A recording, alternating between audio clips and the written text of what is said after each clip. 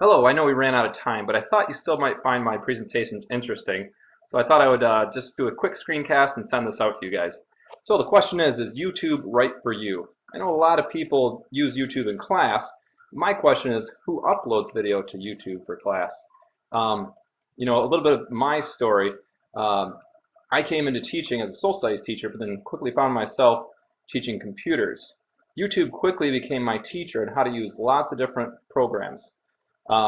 What I found is most software is taught step by step, and I found this very cumbersome when I first started teaching. Um, you had a group of students all at different levels trying to learn how to get through a program, and some could go fast and some would go slow. So what I found out is the reason I started recording videos for myself is that students were then able to pause me or rewind. Some students could watch a minute while others could only watch 5 seconds without having to pause and try out what I was showing them. I also found it very useful for absent students, and kids like it. So those are the reasons why I started using it. And I first started with this channel here. It was just the Brian Raymond channel. And I had things such as, Google Tours, where it was really detailed instructions, and written instructions just would not make sense for this. Had a pretty good reaction to it.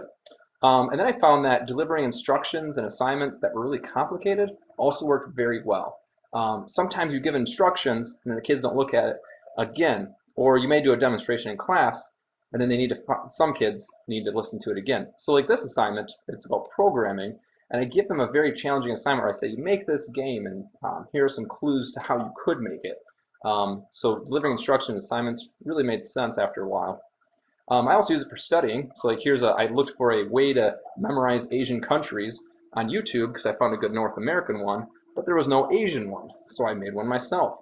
And students really enjoyed having this to be able to watch, where we made little games out of trying to memorize the countries.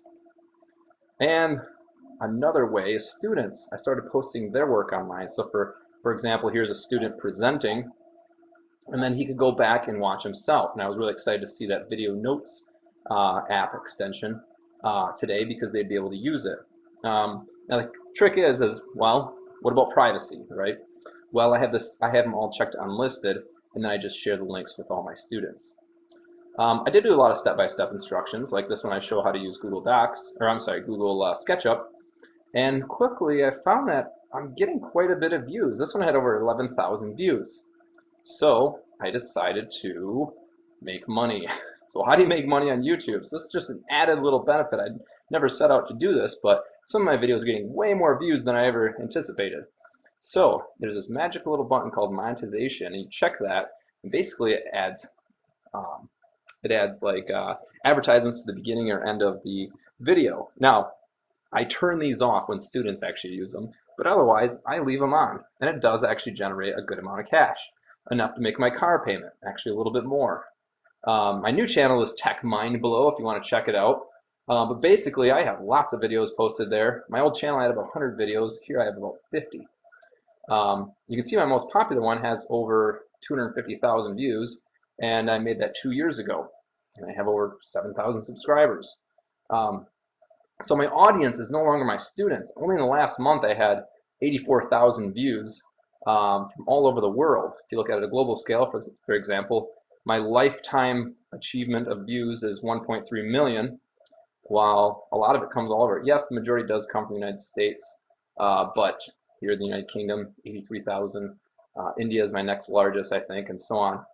China is actually on my lowest because YouTube's blocked there. I think I have 15 views, so some hackers made it around, I guess. But your audience changes. Now you put a lot of content out there, and I encourage you to do so. And if it's useful, if people like it, if it's something they need, it can grow and grow and grow. So is this right for you? Well, I'll get the why. Pause, rewind, absent students, detailed visual instructions, and then students can do self-assessment and publish their work. And added bonus, you could get paid. If some of your videos take off, it may give you a nice little supplemental income. So, and lastly, of course, most importantly, kids like it. And that's good enough reason for me. So if you're interested, helpful links. You can capture videos, Screencast-O-Matic. You can use YouTube to edit. If you rather edit videos in Drive, you can do that with WeVideo. If you're interested in a microphone, click this link. And yeah, a self-assessment, video notes works really well.